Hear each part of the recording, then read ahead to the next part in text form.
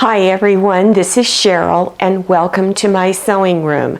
I'm going to demonstrate how to put quilt binding on a large quilt. It's pretty easy to put binding on a pot holder, placemat, or table runner. That's pretty quick. But when you go to put it on a large quilt, it's a lot more difficult. It's hard on your back and arms. The quilt gets caught on the edge of your table. It tugs and pulls in a variety of directions and your stitches are not even. So I'm going to show you how I go about doing it so that it can make the task of putting it on a lot easier. So let's get started. Before you put the binding on your edges, make sure you cut off the excess fabric and cotton batting off that's extending out past your quilt top. So line up your ruler along the edge of your quilt top and go around all four sides and trim this off. For the Novice Beginner Sampler Quilt, you will need 6 strips of binding. I cut my binding a little bit wider than, let's say, most people do. It's only because of the way I put it on. I find it's easier to cut it a little bit wider. So you're going to cut your strips 2 3/4 inches wide. Fold your fabric with the selvage edges together down here. Then fold your fabric again in half. Take all of the raw edges and pull it past this first line here because we're going to cut it straight. Also make sure that your folded edges up here are also straight across on one of the lines. So place your ruler on that first line here. Line it up nice and good so that you don't have to keep recutting things. And then cut this edge straight. Now don't move your fabric. Leave it right where it is, but lift up your ruler and put it on the 2 3/4 inch line. And again, line up that ruler so it's straight up and down and do your first cut. So after this cut, you're going to have 2 strips.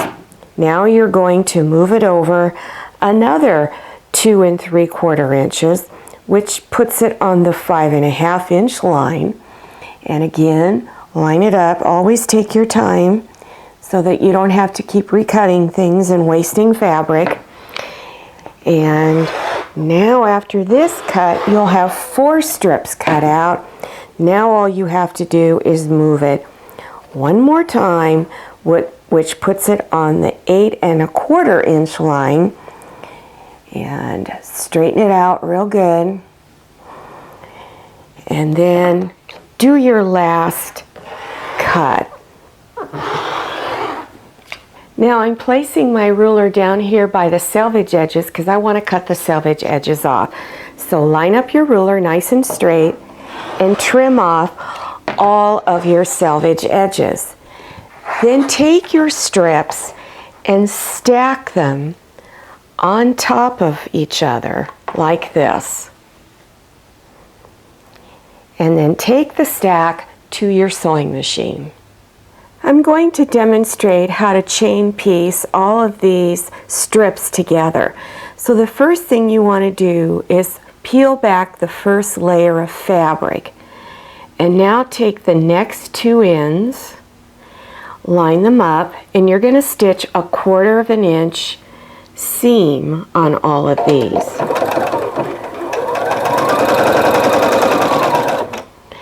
And then when you go to the next one, you're going to pick up the next 2 ends, line them up, and you're going to stitch a 1/4 inch seam on these 2. And you're just going to slip it under your presser foot and keep right on stitching.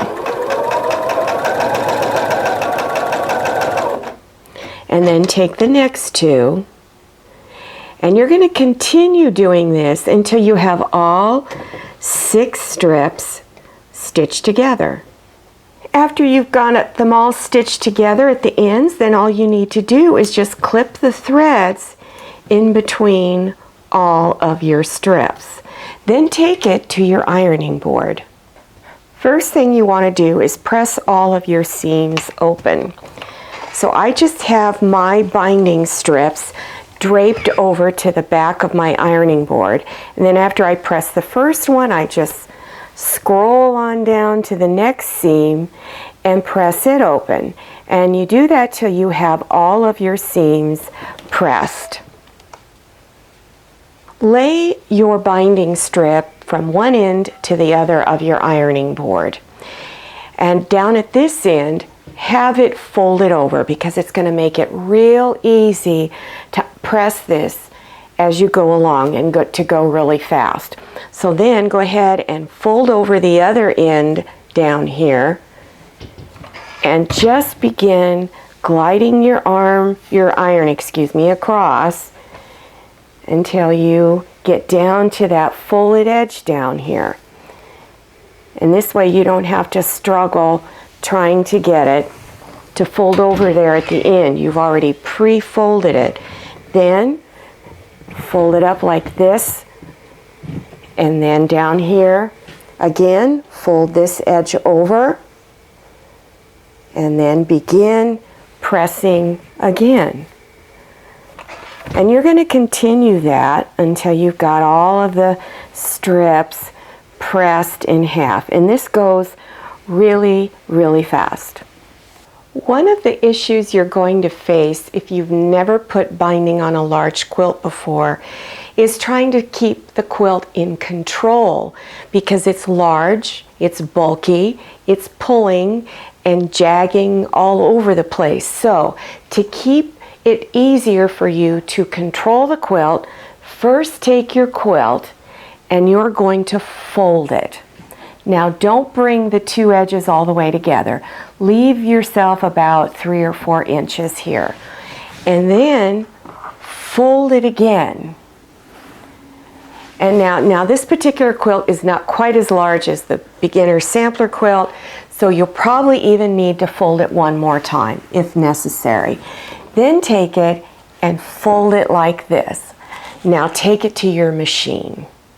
This is the end that I'm going to start putting the binding on, and I have the other part of the quilt folded over out of the way. Nothing is hanging over the edge, so it won't get caught on the edge of your table. Your arms will not get tired and your back will not get tired struggling to keep this quilt lifted and running smoothly through the machine.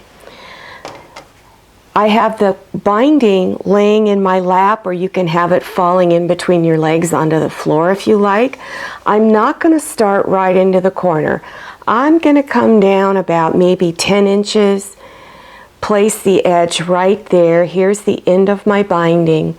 Then I'm going to go down about 5 or 6 inches and begin stitching it on. I recommend that you do have your walking foot on, because you're sewing through a lot of layers of fabric. So do a few stitches back and forth to secure it, and then begin stitching. Now because I'm using a wider piece of binding, I'm going to stitch about a 3/8 inch seam. So begin stitching. When you get down to where you need to unfold this, just go ahead, unfold it, line up your binding, and continue stitching. And continue again. Continue this until you get 3/8 of an inch away from the next corner. One more thing I forgot to mention. It is really helpful if you move your quilt to a larger table. My sewing table is very large, and if you're looking down there at that end, I already bumped against a wall. It's really helpful the larger the table. This way it's not going to bunch up, and then you're really going to struggle if it's doing that. So I'm now 3/8 of an inch away, and you want it from the next end. You want to just take it out of your machine,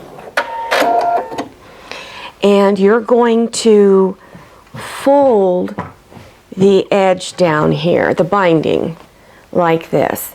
Pull it across to where it's over here, to where you see it like this, and this edge of the quilt is going straight along this edge. They're lined up. Place a finger or thumb there, fold the binding over, and place it like this. Now you've got the folded edge of the binding even with this edge, and the raw edge here even. Now I would just go ahead and just pin this corner temporarily. Now you're going to unfold your quilt. Unfold the quilt and fold it back along your next edge that you're going to stitch on. And fold it again. And if you need to fold it one more time, do so. And then you're ready to begin stitching on the other side. So fold it back over like this. And now you're going to start stitching down here. Line up your binding along this edge and place the corner underneath your presser foot and lower your presser foot, remove your pin here, and begin stitching down the other side. So do a few stitches back and forth and continue the process of stitching down this side. And then when you need to, you just unfold a little bit and then continue stitching. You're going to repeat this process until you get around to your last side. I'm at the last corner and I've pinned the corner right down here. Take it out of your machine and you're going to fold this piece over. This is where you started, and take your other end of the binding and fold it over on top. You're going to cut about a 1/2 inch overlap, so you want to get rid of this excess binding. So fold it over. Now if you're not sure how big a 1/2 inch is, use something to measure with. I've done this so many times I know exactly what it looks like. So cut the excess off. Now take your two ends and you're going to bring them together, and what really helps is to fold the quilt right in here.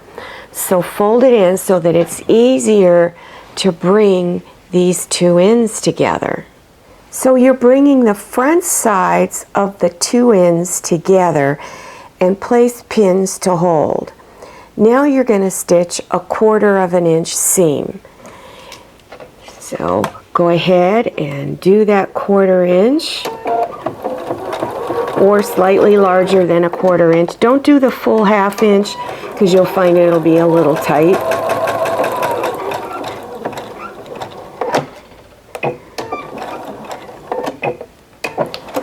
And then take it out of your machine and finger press, unfold this, finger press this seam open, and then fold it in half,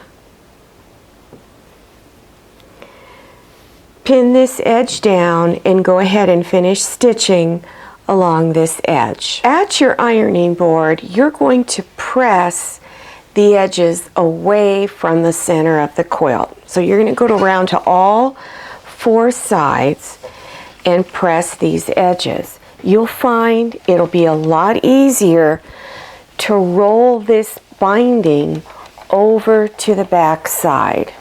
I'm now going to show you how to fold this binding over to the back side. So have your back side up.